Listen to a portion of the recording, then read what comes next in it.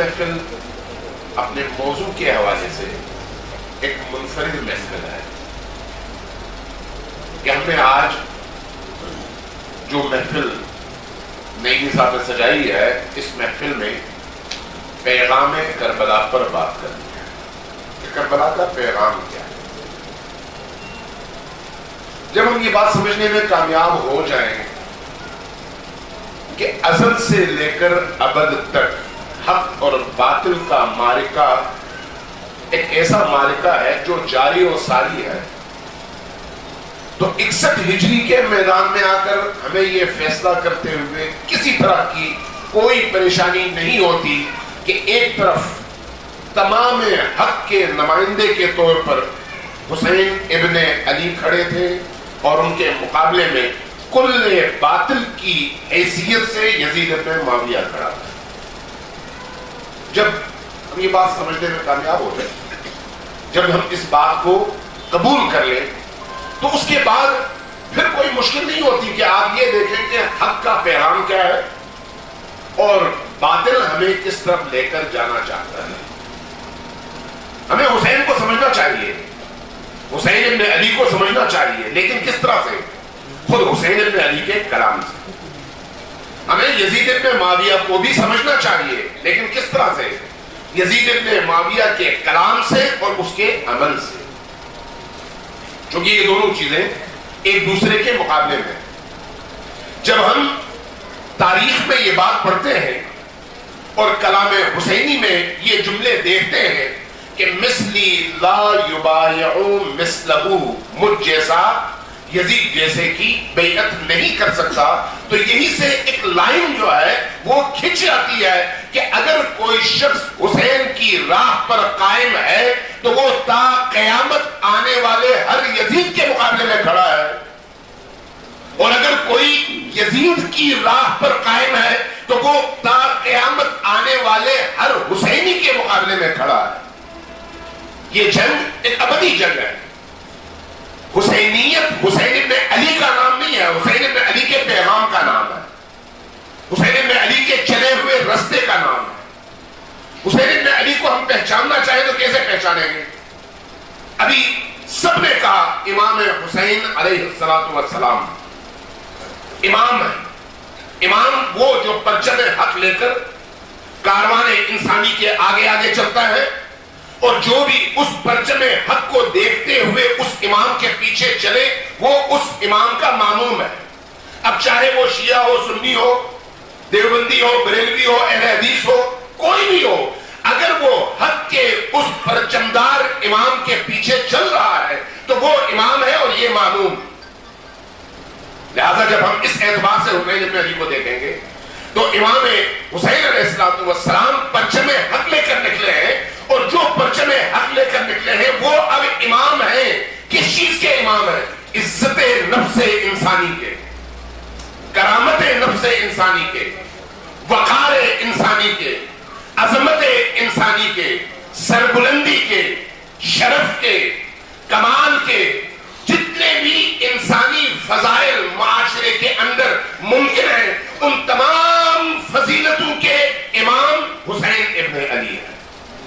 اور اس کے مقابلے میں جتنی رذیلتیں ہیں، جتنی برائیاں ہیں، جتنی پستیاں ہیں، جتنی خرابیاں ہیں، ان کا بھی ایک امام ہے، امام مذل۔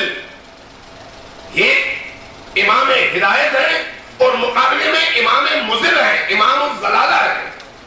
تو وہ امام کس چیز کا امام ہے؟ تمام تر ذلتوں کا، تمام تر خرابیوں کا، تمام تر بے حیائیوں کا، تمام تر اللہ کی دی ہوئی قدروں سے دشمنی کا۔ لہذا ان دو رستوں کو جب ہم سمجھ جائیں گے تو اس کے بعد ہمیں کوئی ابا نہیں ہوگا، ہمیں کوئی پریشانی نہیں ہوگی اس رستے کا انتخاب کرنے میں جو رستہ ہمیں حسین ابن علی علیہ السلام تک پہنچاتا ہے۔ پیغام کربلا کیا ہے؟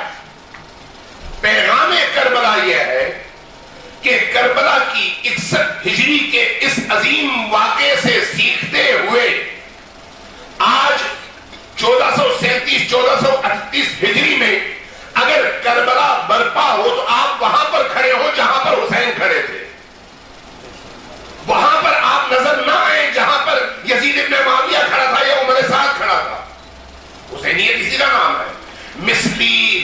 युबायउ मिस्लहू इसी का नाम है।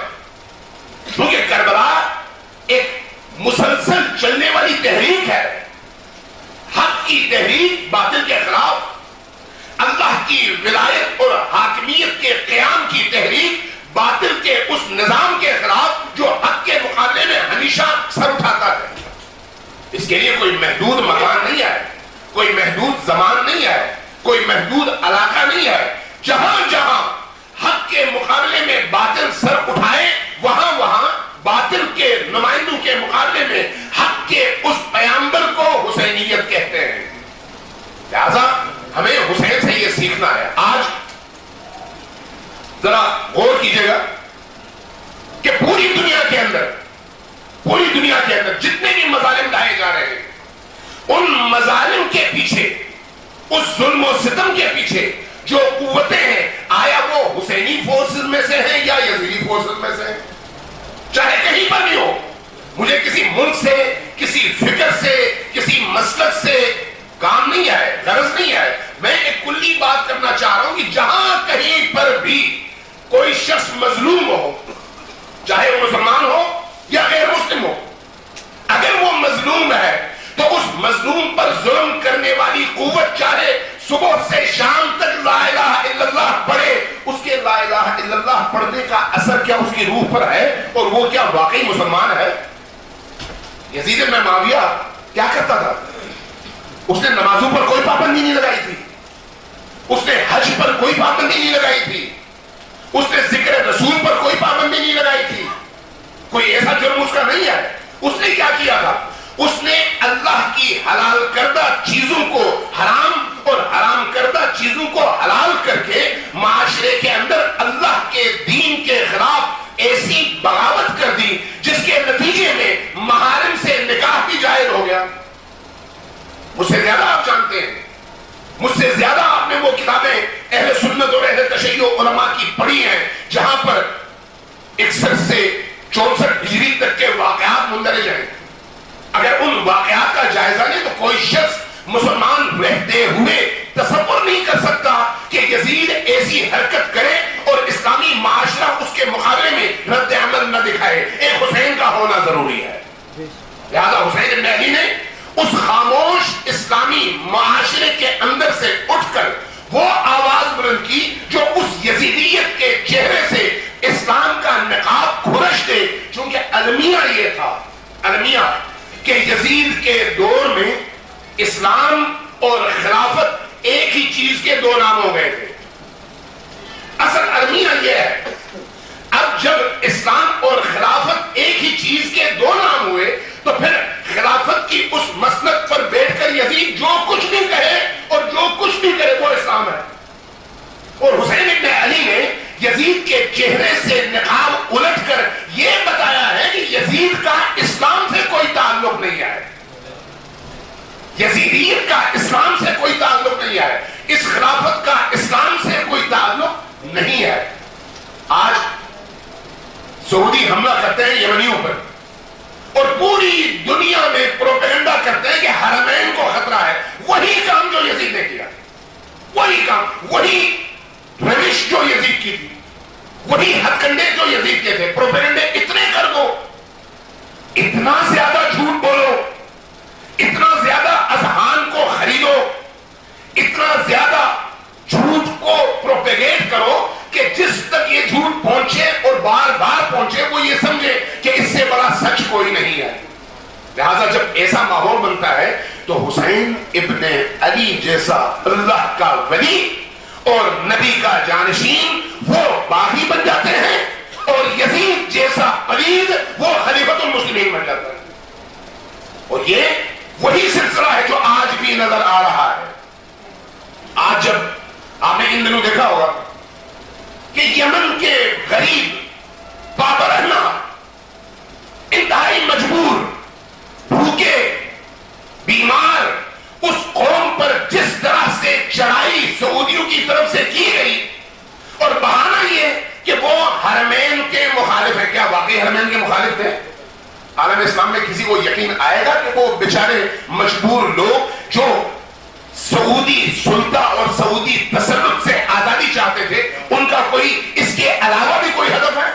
وہ جو خود موحد ہیں، وہ جو خود نبی کریم کے گن گانے والے ہیں، وہ جو خود نبی کریم کی میلاد کو بڑی عقیدت کے ساتھ منعقد کرنے والے مسلمان ہیں، وہ نبی کریم کے حرم اور اللہ کے گھر کی طرف تیری آنکھ سے دیکھ سکیں؟ کیا یہ ممکن ہے؟ لیکن جب آپ کے ہاتھ میں اقتدار ہو، جب آپ کے ہاتھ میں میڈیا ہو، جب آپ ہر زبان، ہر قلم اور ہر میڈیا ہاؤس کو خریدنے کی طاقت رکھتے ہو، تو پھر کالے کو سفید اور سفید کو کالا کرنا بڑا آسان ہے۔ اور عجیب ہے کہ 1.5 سال سے زیادہ کا عرصہ گزر چکا ہے، اتنی بڑی تعداد میں کیجویلٹیز ہوئی ہیں، لاکھوں بچے اس وقت تڑپ رہے ہیں، غذا کے نہ ہونے کی وجہ سے بچے اپاہج اور معذور ہو رہے ہیں، لیکن پوری دنیا خاموش ہے، ساری دنیا خاموش ہے۔ انسانی حقوق کی تنظیمیں خاموش، عالمی جو بڑے بڑے انسانی حقوق کے دعوے دار ممالک ہیں وہ خاموش، کسی ایک تھپڑ کا نوٹس لینے والی عدالتیں خاموش، ہمارا چھوٹی سی چھوٹی بات پر چیخنے والا سارے کا سارا میڈیا خاموش، کوئی بولنے کو تیار نہیں کہ یہاں پر اس زمین پر اتنا بڑا ظلم ہو رہا ہے، اس کو روکا کیوں نہیں جاتا؟ اور چند دن پہلے، عجیب ہے، کوئی 2 ہفتے پہلے ایک مجلس ترہیم پر حملہ کر کے 500 سے زیادہ افراد کو یمن صنعا میں شہید کر دیا گیا، اور کوئی دنیا میں چیخا نہیں، کوئی بولا نہیں کہ بھئی یہ مظلوم لوگ ہیں، مسلمان ہو یا کافر ہو، یہ مظلوم لوگ ہیں، ان مظلوم پر اس حد تک ظلم کیوں کرتے ہو؟ ایک مجلس ترہیم پر تم بمباری کرتے ہو، بار بار اٹیک کرتے ہو۔ اور اب 3 دنوں سے ایک پروپیگنڈا چل رہا ہے کہ یمنی حرم کعبہ پر راکٹ برسا رہے ہیں تاکہ ان کے خلاف ایک نفرت اور اشتعال کی فضا پیدا کی جا سکے۔ اور مجھے حیرت ہوتی ہے ان جیرخوار اور کرائے کے حکمرانوں پر، جس میں ہمارا اپنا ملک بھی شامل ہے۔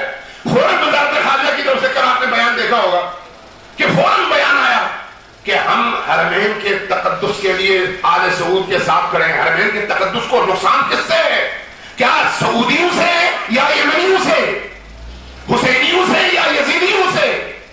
یزیدیت کی پرچارک اگر کوئی جماعت، کوئی قوم اور کوئی نسل ہے تو وہ ہے جس کو آل سعود اور قابض علی الحرمین کہا جاتا ہے، وہ جنہوں نے اسلام کا چہرہ مسخ کر دیا ہے۔ لیکن ادھر سے جب صنعا میں اس طرح کے گھر پر اور مجلس ترہیم پر حملہ ہوتا ہے تو اس وقت نہ ہماری وزارت خارجہ بولتی ہے، نہ ہمارا میڈیا بولتا ہے، نہ کوئی اور۔ اس صورتحال میں اگر میں آپ سے سوال پوچھتا ہوں، آج اگر رسول پاک صلی اللہ علیہ وآلہ وسلم تشریف فرما ہوتے یہاں پر، کیا خاموش رہتے؟